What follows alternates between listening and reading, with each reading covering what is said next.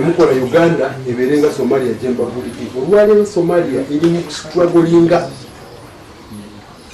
eriye yali sangulawo Uganda eno nga bwe yali zibwetu bweri olwaleero. It is up to you to decide to make Uganda become kiri kumwe okusala. Bigambo ebyayogerwa General Deus Sande nakati bikyajjukirwa mu matu okusingira ddala g'abanna NUP oba ekibiina ekisinga obunene mu side eya opposition n'abandi abalala bali mu layini eyo abaali batakabana oba batakabanya okuba nti bafuna entebe y'eggwanga olw'ensonga ye yavaayo n'akirambika lunye nti tasuubira nti bo ng'ab'amagye baali basirise okulindirira just okuba nti bawaayo buwi obuyinza mu ngeri eyafwafwa etyo. Bategekera, we are planning a handover for you. Do you think we are planning a handover? No, we are not planning a handover. We are planning, actually we are consolidating. Gambo biwulidde. Major General Deus Sande yakyogera lunye nti temulowooza mbu tugenda kubawa buwi buyinza. Do you think we are planning a handover? N'abagamba nti actually we are consolidating. Ekigambo consolidation oba consolidating kitegeeza omuntu okubaako n'ekintu kyalina nagezaako okuba nti akikumaakuma n'okulaba nti kisigala kiri ku ludda lwe era nga tewali muntu akitambaala. Mukadde ke kamu omukulu Major General Deus Sande ebigambo bye nkugambye byakayirira ab'enkyukakyuka n'abali ku ludda olwa struggle olw'ensonga yakyogera n'akikakasa n'agamba nti bano abaagala obuyinza ye bw'aba atunula bandi banti bali mu muzannyo oba ddala sooka owulirize. As long as we are still existing, we are not there to give up.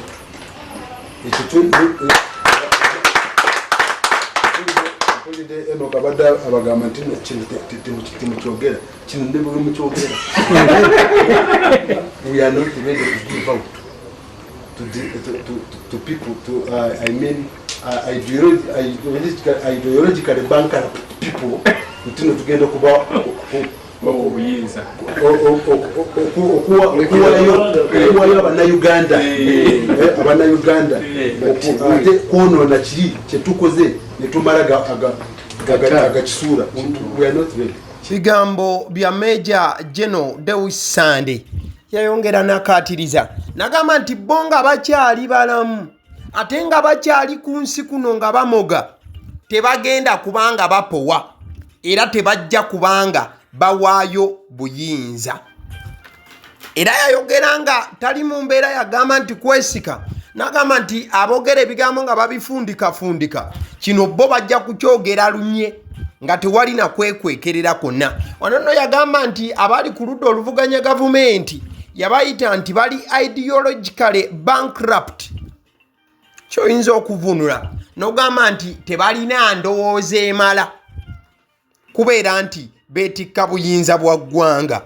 Kanagamba nti tetusobola kubanga tuwaayo bannayuganda mu ngeri etyo n'okuwaayo ebyo bye baalwanirira n'okuteekateeka. Lwaki ntandise n'akatambi kano n'okugezaako okuba nti nkakunnyonnyola lwa nsonga amawulire g'okufa kwa Major General Deus Sande olumaze okubanga gabuutikira emitimbagano enkya ya leero ng'ennaku z'omwezi 11 February omwaka 2026. Obutambi buno bwe butandise okubanga busaasaanira obula nga businga kubanga busaasaanizibwa abali ku ludda oluvuganya gavumenti NUP n'ab'ebibiina ebirala nga bagamba nti ebigambo bino tetuli byerabira. Njagala okutegeeza nti eggye lya Uganda, the Uganda People's Defence Forces ne security y'eggwanga essaawa zino bagudde mu kiyongobero eky'ekika ekya waggulu era nga bali mu kukungubaga olw'okuviibwako Major oba abamu ku basajja ababadde empajiruwagga mu magye g'eggwanga Major General Deus Sande, Division Commander of the Armed Brigade oba Armored Brigade ey'e Masaka. Okulangirirwa kw'okufa kwa Major General Deus Sande kukoleddwa omwogezi w'amagye mu ggwanga oba UPDF acting director of public information Kano Kuris Magezi awandiise n'agamba nti tragedy has struck the UPDF family again and with deep sorrow we confirm the sudden passing of the UPDF Armored Division Commander Masaka. Major General Deus Sande early this morning in Mpigi district. Nsasage enjego nateera eyongedde okukuba n'okwasayasa famire ya UPDF oluvannyuma lw'amawulire ag'ennaku ennyo ag'okufa okw'ekibwatukira okwa Major General Deus Sande nti afiiridde Mpigi awo enkya y'olunaku olwaleero. Okusinziira ku Kano Magezi agamba nti omukulu ono mu magye oba ofiisa omu ku balina ziranka ez'amaanyi ddala yafudde essaawa z'abadde nga 9:45 ez'enkya ya leero ntegeeza mu kiro ekikeeseza olunaku olwaleero bwe yabadde ng'atambula okujja e Kampala. Kyokka ng'ate e Kampala abadde azze nga sword bearer ku kufa kwa munnamagye munne bwe benkanya rank eyafa gye buvuddeko. In fact yafa ku weekendi oba okufa kwe kwalangirwa nga tuyingira weekend ng'etandise. Kati njagala okutegeeza nti Major General Deus Sande yabadde mu lugendo ng'ajja Kampala ku kufa kwa munnamagye munne bwe benkanya ranka kwe kwabadde kumuleese era nga yabadde agenda okukola nga sword bearer. Okufa we kubaawo bannamagye balina protocol gye batera okugoberera. Wabaawo akutte ekiswo n'okubeera nti bwe mwenkanya ranka balina emikolo egy'enjawulo gye balina okuba nga bakola. Kati ono munne Major General Sande afudde ekiro ekikeeseza leero yabadde mu lugendo kujja Kampala okubeerawo ku kufa kwa munne eyafanga 7. Kati ate ekiro ekikeeseza nga 11 naye wasiriza omukka ogw'enkomerero. He was on his way to Kampala to attend the funeral service of Comrade Major General Takirwa, rest in peace, at All Saints Cathedral in Nakasero. Nti omukulu yabadde ajja kubeerawo mu misa ebadde egenda okusabibwa ku church ya All Saints wali e Nakasero. Bigambo bya Colonel Kuris Magezi. Major General Sande developed breathing complications along the way and efforts to resuscitate him at a hospital facility in Mpigi failed. The exact death will be ascertained later. Nti Major General Sande yafunyeemu obuzibu mu kussa embeera nebeera nga yaggayegaye kugezaako okubaako embeera y'okutaakiriza mu Mpigi awo obulamu bwe bwagaanidde. Badde nkugamba nti Major General Deus Sande ajjukirwa nnyo ku bigambo byayogera ndoza mwaka twali mu gwa 2020 awo. Biri byenkulaze. In fact yali ku mukolo gwa NRM. Gwali gutegekeddwa omukyalo omu amanyiddwa nga Jole. Saidi eyo omwaka oguwedde by the way yayogera ebigambo ebyo byolabye amagye gaabyesambajja ne gabidda bbali.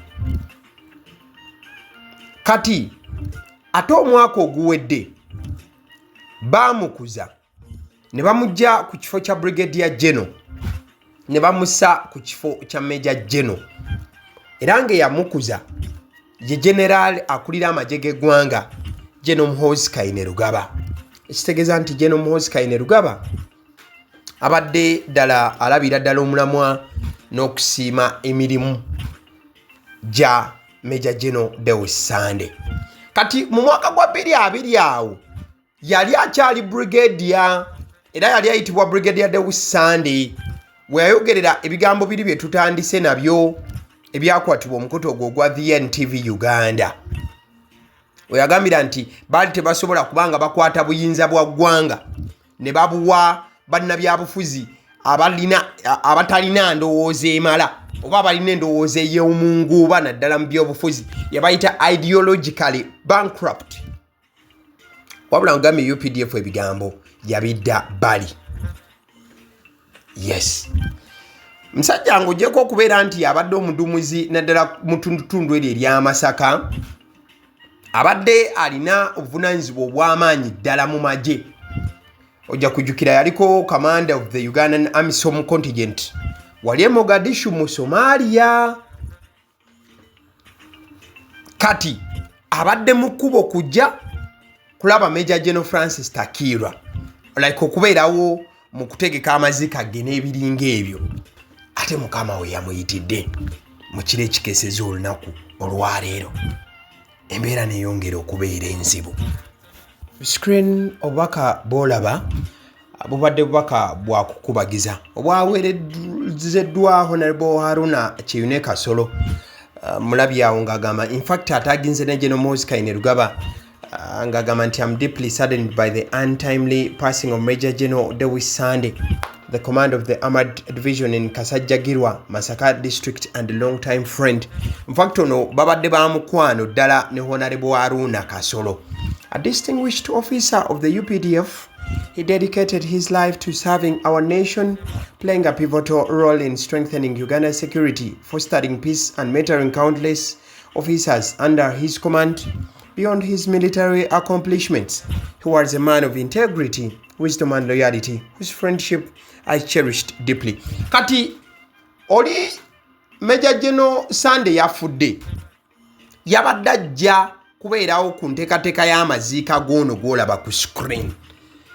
Ono gw'olaba ku screen ye Major General Francis Takirwa. Ono yafanga ennaku z'omwezi 7 February, leero ziri 11 ku UPDF National Referral Hospital Embuya.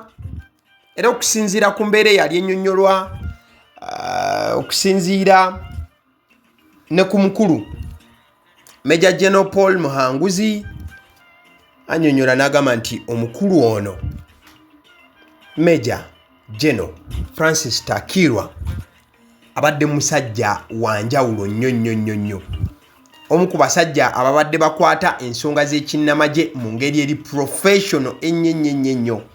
Era nti yawaayo obulamu bwe ebbanga lyonna okubeera nga asaavinga mu magye ag'eggwanga. Omukulu ono anno yazaalibwa 1965 Mbarara district awo. Yes. In fact nalabeko ne General Muhoozi Kainerugaba ng'alaga okunyolwa okw'ekika ekyawaggulu oluvannyuma lw'okufiibwako abamu ku basajja be enjasamiggu mu magye g'eggwanga lino. Omukulu ono Major General Takirwa. General Muhoozi Kainerugaba yawandiise obubaka n'agamba nti we are extremely saddened by the death of our comrade Major General Takirwa. We shall continue to remember him as a commander of absolute loyalty and rare courage. May his soul rest in eternal peace.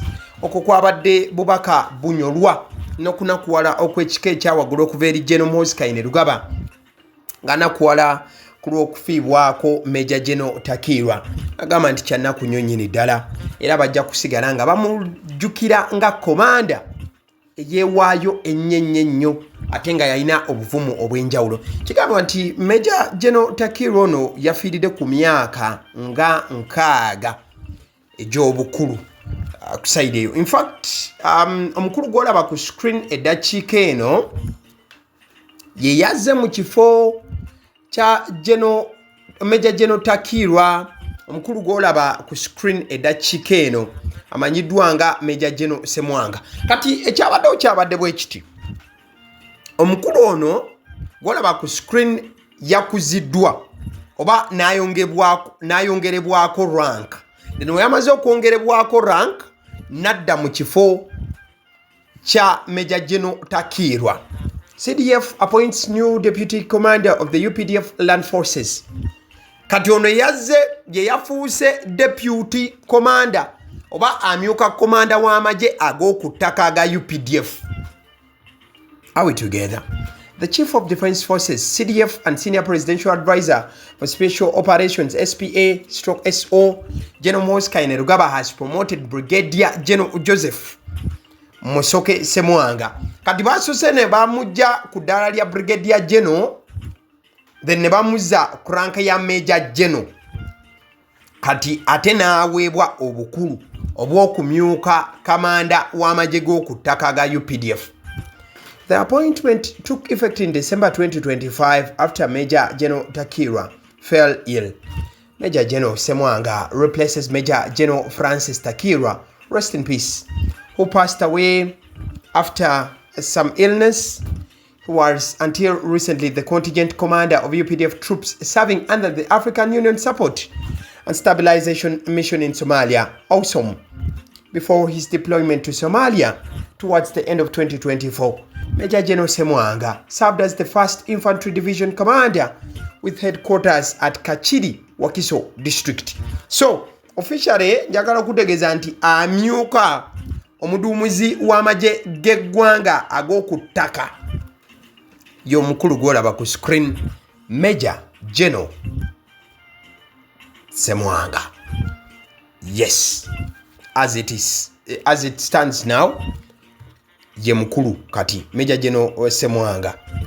Yes, kale nga tumaliriza kifaananyi kyolaba kya General Muhoozi Kainerugaba ng'ayambazibwa omudaali, wabula guno nga gwabadde gumwambazibwa taata we ate era president w'eggwanga lino General Museveni Kaguta yabadde ayambaza General Muhoozi Kainerugaba omudaali ogwo.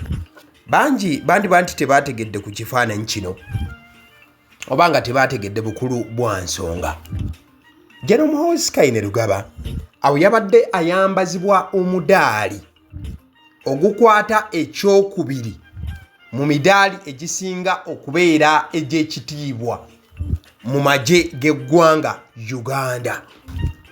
Yes, he was being awarded with the 2nd highest honor in Uganda's military. The Chief of Defense Forces, muyite CDF, yaweereddwa omudaali gwa Kabaleega Star. Yes, kati gwe gukwata ekyokubiri mu midaali egisinga okubeera egy'ekitiibwa mu ggwanga lino mu magye. Kati oli ayinza okwebuuza omudaali ogusinga amaanyi gwe guliwa? Baguyita the Order of Katonga. Yes, the Order of Katonga gwe gusinga. Kati wano babadde bamuwa Kabaleega Star, eyo y'eyokubiri. So kyolina omanya the Chief of Defense Forces General Muhoozi Kainerugaba alina omudaali ogukwata ekyokubiri mu gisinga amaanyi mu ggwanga, gwadde gumwambazibwa taata we era nga ye president ow'eggwanga Yoweri Kaguta Museveni, His Excellency. Kale nzikiriza nkutegeeze ku bannaffe aba Honeybites bagamba nti bo omulimu gwe bakola gwa kukolera byakulya eby'abaana abadda ku masomero. Bwe tugamba abaana abadda ku masomero saabo bokka abadda ku masomero, wabula n'ababeera ewaka balina package ey'ebyokulya eby'abaana mu line efaananako bwetyo. Gwe bakubire bukubizo bagambe njagala package y'ebyokulya by'abaana abali ku masomero oba abaana abalya ebyokulya. Balina ebyokulya yogera ku daddies, yogera ku binyeebwa, amawogola, yogera ku bagiya, yogera ku cupcakes, yogera ku donuts. Osobola okubafuna ku 0709 78 75 08. Ate era mukadde ke kamu bw'oba oyagala ku pizza size yonna era namba y'emu. Ate era mukadde ke kamu bakola ne cake eza buli mukolo, babayita aba Honeybites. Njagala n'okutegeeza ku bannaffe aba Alson Painters UG, bano basiizi ba langi era nga balina obukugu mu kusiiga langi era bamanyi ne langi ki egenda ku kizimbe kyo era mu ruumu ki. Tebasobola kuddira langi yandigenze mu kisenge ate ne bagisiiga mu ddiiro ey'omu dining ne bagisiiga mu kinaabiro nedda. Alson Painters UG omulimu gw'okusiiga langi bagukugukira ddala. Basiiga ebizimbe okuviira ddala ku ruumu emu paka ku makalina n'amakalina gwe bakubira ebukubizo bagambe nti Alson Painters UG namaliriza okuzimba ekizimbe kyange. In fact ne bw'oba olina ekizimbe nga kikadde nga olaba langi yaakyo efaanana si bulungi, Alson Painters UG bazze kugonjoola ensonga eno. Bakubire ku 0705 1936 be bannaffe aba Alson Painters UG. Aba Sedi omusunsuzi lyerinnya eryange yenze aba Sedi omusunsuzi, yenze atuula emabega w'omuzindaalo buli lunaku era ly'eddoboozi ly'owuliriza ku mukutu guno aba Sedi omusunsuzi ly'eddoboozi eryo, era ng'omukutu kwoli gwe guno ogwagaliwo. Nagamba nti information yonna gy'olaba ku channel eno tetugattamu kintu kyonna ate tewali kye tutoolamu. Information nga bw'eba eyingiddewo ffe bwe tugikwata ne tugikuwa. Kati gwe omulabi n'osalawo ki eky'okukozesa information eyo. Kati ky'ogenda okukola mukwano gwange bw'oba omaliriza okulaba vidiyo eno, likinga, commentinga ki ky'olowooza, mukadde ke kamu subscribinga bw'oba nga omukutu guno oli mupya, ate era mukadde ke kamu sharingira mikwano gyo girabe vidiyo eno ate ne videos endala ku mukutu guno. Agaliwo YouTube channel, mwebale kutulaba.